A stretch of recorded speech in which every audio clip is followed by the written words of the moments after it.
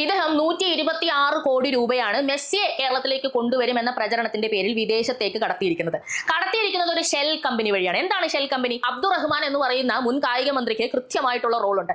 അതായത് ഈ 126 കോടി രൂപ വിദേശത്തേക്ക് കടത്താൻ പ്രസിദ്ധമായിട്ടൊരു കള്ളം ഇവർ ചമച്ചു. അതാണ് ലയണൽ മെസ്സിയെ കൊണ്ടുവരാനാണ് നമ്മൾ ഈ പൈസ മുടക്കുന്നത് എന്നത്.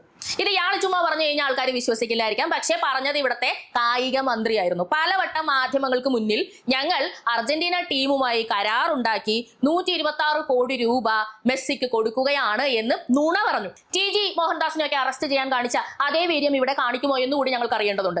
ഇവര് ഇപ്പോൾ ഇവിടെ മാധ്യമ സ്ഥാപനം നടത്തുന്നു, ഇവരിവിടെ ഇരുന്നുകൊണ്ട് ആളുകളെ വിധിക്കുന്നു, ചർച്ച നടത്തുന്നു, എഡിറ്റേഴ്സ് ബെഞ്ചിൽ ഇരുന്നുകൊണ്ട് അങ്ങോട്ടും ഇങ്ങോട്ടും സംസാരിക്കുന്നു. ഇതൊക്കെ കോടിക്കണക്കിന് ജനങ്ങൾ കാണുന്നു. ബാർക്ക് റേറ്റിംഗിൽ ഒന്നാമത് നിൽക്കുന്നു. അതിന്റെ കേസ് വേറെയുണ്ട്. വ്യാജമായിട്ട് ബാർക്ക് റേറ്റിംഗിൽ ഒന്നാമത് എന്ന് കാണിച്ചു. അപ്പൊ ഇത്രയധികം കള്ളത്തരങ്ങൾ കാണിച്ച ഒരു വ്യക്തി ഇപ്പോഴും കേരളത്തിൽ സ്വതന്ത്രമായിട്ട് മാധ്യമ സ്ഥാപനം നടത്തുന്നു എന്ന് പറയുന്നത് തന്നെ നിങ്ങൾക്ക് ചിന്തിക്കേണ്ടത്, നിങ്ങൾക്ക് നാണക്കേടാവുന്നില്ലേ?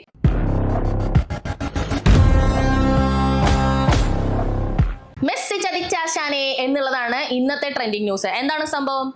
ഫുട്ബോൾ താരം ലയണൽ മെസ്സിനെ കേരളത്തിൽ കൊണ്ടുവന്ന് ഫുട്ബോൾ കളിപ്പിക്കുന്നു പറഞ്ഞുകൊണ്ട് 126 കോടി രൂപ പറ്റിച്ചിരിക്കുകയാണ് റിപ്പോർട്ടർ ചാനലിന്റെ ഓണേഴ്സ് ആയിട്ടുള്ള ആൻഡോ അഗസ്റ്റിനും സംഘവും. മുൻ കായിക മന്ത്രി അബ്ദുറഹ്മാനും കൂടി പ്രതിയാകുന്ന നിലയിലാണ് ഈ കേസിന്റെ ആ കാര്യങ്ങളുടെ ഒരു പോക്ക്. എന്താണ് യഥാർത്ഥത്തിൽ സംഭവം? നമുക്കറിയാം, കുറെ നാളുകൾക്ക് മുമ്പ്, അതായത് രണ്ടാം പിണറായി സർക്കാർ വളരെ അടിപൊളിയായിട്ട് ഭരിച്ചുകൊണ്ടിരിക്കുന്ന, അവരുടെ നോട്ടത്തിൽ ഭരിച്ചുകൊണ്ടിരിക്കുന്ന സമയത്ത് ഇദ്ദേഹം ഈ ആൻഡോ അഗസ്റ്റിൻ അദ്ദേഹത്തിന്റെ ചാനലിലൂടെ തന്നെ അവതരിക്കുകയാണ്. എന്നിട്ട് അദ്ദേഹം പറഞ്ഞു, ഞങ്ങള് കായിക വകുപ്പിന്റെ പിന്തുണയോടുകൂടി ലയണൽ മെസ്സിനെ കേരളത്തിൽ കൊണ്ടുവന്ന് ഫുട്ബോൾ കളിപ്പിക്കാൻ പോവുകയാണ്. ഇതിന്റെ പൂർണ്ണമായിട്ടുള്ള ചെലവ് ആൻഡോ അഗസ്റ്റിൻ എന്ന ഞാൻ ആണ് ചെയ്യാൻ പോകുന്നത്, ഞാനാണ് ഇത് ഏറ്റെടുത്ത് ചെയ്യുന്നത്. അപ്പൊ കുറെ പേര് കൈയടിച്ചു, കുറെ പേരൊക്കെ സംശയത്തോടെ നോക്കി. എന്തുകൊണ്ടാണ് സംശയത്തോടെ നോക്കിയത്? ഓൾറെഡി കേസ് ഉള്ള ഒരാളാണ് ഇദ്ദേഹം എന്ന് ഞാൻ പറയാതെ തന്നെ നിങ്ങൾക്ക് അറിയാമല്ലോ. നിലവിൽ മുട്ടിൽ മരമുറി കേസ് എന്ന് പറഞ്ഞൊരു പ്രസിദ്ധമായിട്ടുള്ള ഒരു കേസുണ്ട്. അതായത് ആദിവാസികളായ കുറെ ആളുകളെ പറ്റിച്ച് അവരെ കൊണ്ട് ഗവൺമെന്റിന്റെ ഉത്തരവുണ്ട് എന്ന് പറഞ്ഞിട്ട് കാട്ടിലെ മരങ്ങൾ വെട്ടിവിറ്റു ഈ ആൻഡോ ബ്രദേഴ്സ്. ഈ റിപ്പോർട്ടർ ചാനൽ ഇവരുടെ കയ്യിൽ വരുന്നേക്ക് മുൻപ് ഇതേ റിപ്പോർട്ടർ ചാനല് മുട്ടിൽ മരമുറി കള്ളൻ എന്നും പറഞ്ഞുകൊണ്ട് ഈ ആൻഡോ അഗസ്റ്റിനെ എടുത്തു കാണിച്ചുകൊണ്ട് റിപ്പോർട്ട് ചെയ്തിട്ടുണ്ട്. ഇവർക്ക് ജാമ്യം കിട്ടി. അതിനുശേഷം എന്തു സംഭവിച്ചു? നികേഷ് കുമാറിന്റെ കയ്യിൽ നിന്നും റിപ്പോർട്ടർ ചാനൽ ഇവര് വാങ്ങി. അതിനുശേഷം ഇവര് പിന്നെ മരമുറി കള്ളൻ എന്ന രീതിയിലൊന്നുമല്ല ആ ചാനലിൽ വരുന്നത്. ആ ചാനലിൽ ഇരുന്ന് നാട്ടിൽ നടക്കുന്ന മറ്റു കാര്യങ്ങളെ പറ്റിയിട്ട് റിയാക്ഷൻ ചെയ്യുക, അതിനെ പറ്റിയിട്ട് അതിന്റെ നീതി എന്താ, നിയമം എന്താ, ഭരണഘടന എന്താ, രാഷ്ട്രീയം എങ്ങനെ കളിക്കണം, ഇതിനെ പറ്റിയിട്ടൊക്കെ ചർച്ച ചെയ്യുക എന്നീ രൂപത്തിലാണ് അവതരിച്ചത്. അപ്പൊ ആരും ഒന്നും ചോദിച്ചില്ല. ആളുകൾ FBയിൽ സംസാരിച്ചു, നേരിട്ട് ഇതുപോലെ സംസാരിച്ചു, അല്ലാതെ ഇദ്ദേഹത്തോട് ചോദ്യം ചെയ്തില്ല. ഓൾറെഡി ക്രിമിനൽ കേസുകളുള്ള നിങ്ങൾ എങ്ങനെയാണ് ഒരു മാധ്യമ സ്ഥാപനത്തിന്റെ തലപ്പത്തിരിക്കുന്നതെന്ന്. എന്നാൽ പിണറായി ഭരിക്കുമ്പോൾ ഇതെല്ലാം സാധ്യമാകും, ഒരുപക്ഷെ മൂന്നാമതും പിണറായി ഭരിച്ചേക്കാം എന്ന ഒരു ചിന്തയിന്മേലായിരിക്കാം ഈ മെസ്സിയെ വെച്ചിട്ട് വരെ ഇത്തരത്തിൽ കള്ളക്കളി കളിക്കാനായിട്ടുള്ള ധൈര്യം ഇദ്ദേഹത്തിനുണ്ടായത്. ഏത് രീതിയിലാണ് ഇദ്ദേഹം എക്സിക്യൂട്ട് ചെയ്തതെന്ന് കേട്ട് കഴിഞ്ഞാൽ സത്യം പറഞ്ഞാൽ നമുക്ക് അതിശയം വരും. കാരണം ഇത്രയും കഴിവുള്ള ഒരു കള്ളൻ, അത് ഭയങ്കരമായിട്ടുള്ളൊരു സംഗതി തന്നെയാണ്. ഇദ്ദേഹം 126 കോടി രൂപയാണ് മെസ്സിയെ കേരളത്തിലേക്ക് കൊണ്ടുവരും എന്ന പ്രചരണത്തിന്റെ പേരിൽ വിദേശത്തേക്ക് കടത്തിയിരിക്കുന്നത് ഒരു ഷെൽ കമ്പനി വഴിയാണ്. എന്താണ് ഷെൽ കമ്പനി? അതായത് വേറൊരു ആക്ടിവിറ്റീസും ഇല്ലാതെ ഇത്തരം ഇടപാടുകൾക്ക് വേണ്ടി മാത്രം വ്യാജമായി രജിസ്റ്റർ ചെയ്ത് ഉണ്ടാക്കുന്ന കമ്പനികളെയാണ് ഷെൽ കമ്പനി എന്ന് പറയുന്നത്. അത്തരം ഒരു ഷെൽ കമ്പനി വഴിയാണ് മെസ്സിയെ ഇവിടെ കൊണ്ടുവരാൻ എന്ന പേരിൽ കരാർ ഉണ്ടാക്കി എന്നാണ് ഇദ്ദേഹം പറയുന്നത്. എന്നാൽ ഇതുവരെയും യാതൊരു കരാറും EDയോ മറ്റ് അന്വേഷണ ഉദ്യോഗസ്ഥരോ കണ്ടുപിടിച്ചിട്ടില്ല. അങ്ങനെ ഒരു കരാറില്ല. അങ്ങനെ ഒരു കരാർ ഉണ്ടാക്കി എന്ന് പറഞ്ഞുകൊണ്ട് ഇയാള് ഈ കമ്പനി വഴി ഇത് വിദേശത്തേക്ക് കടത്തിയിരിക്കുകയാണ്. ബാങ്ക് ട്രാൻസ്ഫർ അല്ല. അതായത് ഗവൺമെന്റിന്റെ കണ്ണിലൂടെ അല്ല ഈ പൈസ വിദേശത്തേക്ക് പോയിരിക്കുന്നത്. എങ്ങനെയായിരിക്കും? ഹവാലയായിരിക്കും, അല്ലെങ്കിൽ മറ്റെന്തെങ്കിലും അനധികൃതമായിട്ടുള്ള ഇടപാടായിരിക്കണം. അപ്പൊ 126 കോടി രൂപ എന്ന് പറയുന്നത് നിസ്സാരമല്ല എന്നത് മനസ്സിലാക്കണം. 5 കോടി രൂപയേക്കാൾ അധികം വരുന്ന കേസുകളെല്ലാം തന്നെ ഗുരുതരമായ, അറസ്റ്റ് ചുമത്താവുന്ന അത്രയും ഗുരുതരമായ കേസുകളാണ്. അതുകൊണ്ട് തന്നെ ഇവർക്കെതിരെ ഇപ്പോൾ അറസ്റ്റ് വന്നു കഴിഞ്ഞു. ഇവിടെ അബ്ദുറഹ്മാൻ എന്ന് പറയുന്ന മുൻ കായിക മന്ത്രിക്ക് കൃത്യമായിട്ടുള്ള റോളുണ്ട്. അതായത് ഈ 126 കോടി രൂപ വിദേശത്തേക്ക് കടത്താൻ പ്രസിദ്ധമായിട്ടൊരു കള്ളം ഇവർ ചമച്ചു. അതാണ് ലയണൽ മെസ്സിയെ കൊണ്ടുവരാനാണ് നമ്മൾ ഈ പൈസ മുടക്കുന്നത് എന്നത്.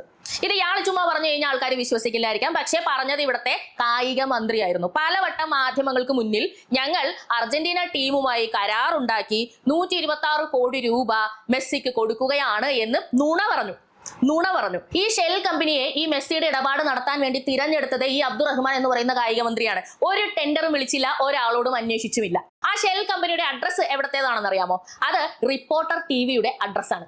എങ്ങനെ ഇരിക്കുന്നത്? അതായത് ആൻഡോ അഗസ്റ്റിൻ എന്ന വ്യക്തി അയാളുടെ റിപ്പോർട്ടർ TVയുടെ അഡ്രസ്സിന്മേൽ ഉണ്ടാക്കിയ ഒരു ഷെൽ കമ്പനി വഴി മെസ്സിയെ കൊണ്ടുവരാൻ എന്ന വ്യാജേന മുൻ കായിക മന്ത്രിയെ കൊണ്ടുപോലും നുണ പറയിപ്പിച്ചുകൊണ്ട് 126 കോടി രൂപ അനധികൃതമായി വിദേശത്തേക്ക് കടത്തിയിരിക്കുന്നു. ഇത് അറസ്റ്റ് ചെയ്യാൻ വകുപ്പുള്ള കാര്യമല്ലേ? പിണറായി വിജയൻ മാറി UDF സർക്കാർ അധികാരത്തിൽ വന്നപ്പോൾ കായിക വകുപ്പിന്റെ മന്ത്രി മാറിയപ്പോൾ കായിക വകുപ്പ് തന്നെ നേരിട്ട് നടത്തിയ അന്വേഷണത്തിലാണ് ഇത്തരം വലിയ പാകപ്പിഴകൾ രംഗത്ത് വന്നിരിക്കുന്നത്. ഇതിന്റെ കൃത്യമായിട്ടുള്ള റിപ്പോർട്ട് മനോരമ ന്യൂസ് പുറത്തുവിട്ടിട്ടുണ്ട്. ഇത്തരത്തിൽ ഒരു കരാറുമില്ലാതെ ഈ പൈസ കടത്തിയതിനെ കുറിച്ച് ആന്റോ അഗസ്റ്റിനെ ചോദ്യം ചെയ്തപ്പോൾ അദ്ദേഹം പറയുന്നത് ഈ പൈസ വിദേശത്തേക്ക് കൊടുത്തു എന്നത് ശരിയാണ്, പക്ഷെ മെസ്സി വന്നില്ലല്ലോ, മെസ്സി വന്നാലല്ലേ എനിക്ക് ഇതിന്റെ ടാക്സ് അടയ്ക്കേണ്ട കാര്യമുള്ളൂ എന്നാണ്. അങ്ങനെയല്ല, ഇവിടെ നിന്നും വിദേശത്തേക്ക് പോകുന്ന പണം അക്കൗണ്ടബിൾ ആയിരിക്കണം. നമ്മുടെ ഗോവിന്ദമാഷ് ഇപ്പൊ രംഗത്ത് എന്ന് പറയുന്നത് ആരുടെ കയ്യിൽ നിന്ന് പിരിച്ച് എടുത്ത പണമൊന്നും അല്ലല്ലോ, ആന്റോ അഗസ്റ്റിന്റെ സ്വന്തം പണമല്ലേ, അതുകൊണ്ട് ആർക്കെന്താ കുഴപ്പമുണ്ട്? ഇവിടത്തെ നീതി നിയമ വ്യവസ്ഥകളും അതുപോലെ ഈ NIA-യും ED-യും ഒക്കെ ചുമ്മാ കാണാൻ വേണ്ടി വേല തുടങ്ങാൻ വെച്ചിരിക്കുവല്ല ഗോവിന്ദമാഷെ. എന്റെ കയ്യിലുള്ള പണമാണെങ്കിലും ഞാൻ അത് വിദേശത്തേക്ക് കടത്തുമ്പോൾ കൃത്യമായിട്ടുള്ള അക്കൗണ്ടബിലിറ്റി സർക്കാരിന് കിട്ടേണ്ടതുണ്ട്. കാരണം ഇതിപ്പോൾ ഞാൻ പുറത്തേക്ക് അയച്ച ഏതെങ്കിലും തീവ്രവാദി സംഘടനകളുടെ കയ്യിൽ കിട്ടി, അവരതെടുത്ത് എന്തെങ്കിലും ആയുധങ്ങളൊക്കെ ഉണ്ടാക്കി ഇവിടെ തന്നെ വന്ന് ഇവിടുത്തെ ആളുകൾക്ക് ഉപദ്രവം ഉണ്ടാകുന്ന രീതിയിൽ പ്രയോഗിച്ചാൽ അതിന് ഉത്തരവാദി ആരാണ്? അതിന് ഉത്തരവാദി ഞാനാണ്.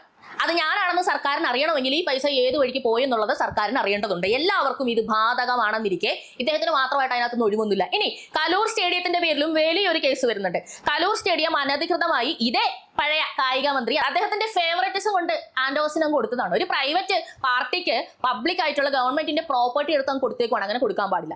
അയാളുടെ ഇഷ്ടത്തിന് അവിടെ റെനോവേഷൻസ് നടത്തി, കുറെ അധികം കസേരകൾ എടുത്തു മാറ്റി, കുറെ വാങ്ങുകൾ പൊട്ടിച്ചു. ഇനി അനധികൃതമായിട്ട് വനം വകുപ്പിന്റെ അനുമതി ഇല്ലാതെ സ്റ്റേഡിയത്തിന് ചുറ്റും ഉണ്ടായിരുന്ന കുറെ മരങ്ങൾ മുറിക്കുകയും ചെയ്തു. മരങ്ങൾ ഇയാൾക്ക് ഒരു വീക്ക്നെസ് ആണെന്ന് തോന്നുന്നു. ഓൾറെഡി മുട്ടിൽ മരമുറി കേസിൽ 8 കോടി രൂപയുടെ മരങ്ങളാണ് മുറിച്ചിരിക്കുന്നത്. പാവപ്പെട്ട ആദിവാസികളെയും പ്രതികളാക്കി, അവരാണ് മുറിച്ചതെന്നാക്കി അവരുടെ തലയിലേക്കാക്കി. ഒന്ന് ആലോചിച്ച് നോക്കണം. 44 കേസുകൾ അതിൽ തന്നെ നിലവിലുണ്ട്. അതുകൂടാതെ ഇപ്പോ കലൂർ സ്റ്റേഡിയം ഗവൺമെന്റ് ഏറ്റെടുത്തിട്ടുണ്ട്. ഈ പറഞ്ഞ നഷ്ടത്തിനെല്ലാം കൂടെ ചേർത്ത് പൊതുമുതൽ നശിപ്പിച്ചു എന്നും പറഞ്ഞുകൊണ്ട് ഇയാൾക്കെതിരെ കേസ് വരും. അതിനും കോടികൾ ഇനി ഇയാൾ കൊടുക്കേണ്ടി വരും. പക്ഷെ ഇതൊക്കെ എത്ര ഈസി ആയിട്ട് ഇയാൾക്ക് കഴിഞ്ഞു എന്നുള്ളത് നിങ്ങളൊന്ന് ആലോചിക്കുക. എത്രത്തോളം കുഴപ്പത്തിലൂടെയായിരുന്നു കഴിഞ്ഞ 10 വർഷം കേരളം കടന്നു പോയിക്കൊണ്ടിരിക്കുന്നത്. ഏത് കള്ളനും എന്ത് നുണയും പറഞ്ഞ് ഗവൺമെന്റിന്റെ പിന്തുണയോടുകൂടി ആൾക്കാരെ പറ്റിക്കാം, ടാക്സ് വെട്ടിക്കാം, വിദേശത്തേക്ക് പണം അയക്കാം, ഇതല്ലേ പറയുന്നത്. എന്നിട്ട് ഈ വ്യക്തി ഒരു മാധ്യമ സ്ഥാപനം നടത്തുകയാണ്. നിങ്ങളൊന്ന് ആലോചിച്ച് നോക്കുക. ധാർമ്മികതയെക്കുറിച്ച് പറയാൻ, ഭരണഘടനയെക്കുറിച്ച് പറയാൻ, നീതി നിയമവ്യവസ്ഥയെക്കുറിച്ച് പറയാൻ, ഭാരതത്തെക്കുറിച്ച് പറയാൻ ഇദ്ദേഹത്തിന് എന്ത് യോഗ്യതയുണ്ട്? തീർച്ചയായും ഇങ്ങനെയൊക്കെ ഇരുന്ന് പറയുന്ന ആളുകൾക്ക് സ്വയം കുറച്ച് കാര്യങ്ങളൊക്കെ പ്രവർത്തിച്ച് കാണിക്കേണ്ടതല്ലേ? കുടുംബത്തോടെ കള്ളന്മാരാന്ന് പറഞ്ഞ പോലെ ആന്റോ അഗസ്റ്റിൻ ആൻഡ് ബ്രദേഴ്സ് എന്നാണ് പറയുന്നത് പ്രതിപട്ടികയിൽ. അതുകൂടാതെ മാംഗോ ഫോൺ തട്ടിപ്പ് എന്നും പറഞ്ഞുകൊണ്ട് മുൻപ് ഒരു ഫോൺ ഇറക്കി അതിന്റെയും കോടികളുടെ തട്ടിപ്പിന്റെ കേസ് വേറെയും ഉണ്ട്. അപ്പൊ ഇത്രയധികം കേസുകളുള്ള ഒരു വ്യക്തി മാധ്യമ സ്ഥാപനം നടത്തുന്നത് നീതിയാണോ എന്നതാണ് എന്റെ ആദ്യത്തെ ചോദ്യം. ഇവിടുത്തെ ഗവൺമെന്റിന് ഇവിടുത്തെ മാധ്യമ സ്ഥാപനങ്ങളുടെ മേൽ യാതൊരു ഉത്തരവാദിത്വമില്ല. ഏത് അണ്ടനും അടകോടനും ഇവിടെ ഇരുന്ന് ന്യായം പറയാമോ? അക്കാര്യത്തിൽ ഒരു തീരുമാനം ഉണ്ടാക്കാൻ ഈ ഗവൺമെന്റ് ഇടപെടേണ്ടതല്ലേ? തീർച്ചയായും ഇത്തരം വ്യക്തികൾ ഇനി അറസ്റ്റ് ചെയ്യപ്പെടും. 22 കോടി രൂപയോളം പിഴയായിട്ട് അടക്കേണ്ടി വരും. പക്ഷെ അത് അടച്ചാലും പ്രശ്നം തീരില്ല. കാരണം ഈ പണം ഇനി എന്തൊക്കെ ചെയ്തിട്ടുണ്ട്, ഏതൊക്കെ വഴി പോയിട്ടുണ്ട് എന്നതിനെ കുറിച്ച് കൂടി കൃത്യമായി അറിയേണ്ടതുണ്ട്. ചിലപ്പോൾ NIA വരെ രംഗത്ത് വന്നേക്കാൻ വലിയ രീതിയിൽ അന്വേഷണം മുന്നോട്ട് പോകാനാണ് സാധ്യത. പിണറായി വിജയൻ അല്ല ഇവിടെ ഭരിക്കുന്നത്, VD സതീശനാണ്, അതേപോലെ രമേശ് ചെന്നിത്തലയാണ്. TG മോഹൻദാസിനെയൊക്കെ അറസ്റ്റ് ചെയ്യാൻ കാണിച്ച അതേ വീര്യം ഇവിടെ കാണിക്കുമോ എന്നുകൂടി ഞങ്ങൾക്ക് അറിയേണ്ടതുണ്ട്. ഇവര് ഇപ്പോൾ ഇവിടെ മാധ്യമ സ്ഥാപനം നടത്തുന്നു, ഇവരിവിടെ ഇരുന്നുകൊണ്ട് ആളുകളെ വിധിക്കുന്നു, ചർച്ച നടത്തുന്നു, എഡിറ്റേഴ്സ് ബെഞ്ചിൽ ഇരുന്നുകൊണ്ട് അങ്ങോട്ടും ഇങ്ങോട്ടും സംസാരിക്കുന്നു. ഇതൊക്കെ കോടിക്കണക്കിന് ജനങ്ങൾ കാണുന്നു. ബാർക്ക് റേറ്റിംഗിൽ ഒന്നാമത് നിൽക്കുന്നു. അതിന്റെ കേസ് വേറെയുണ്ട്.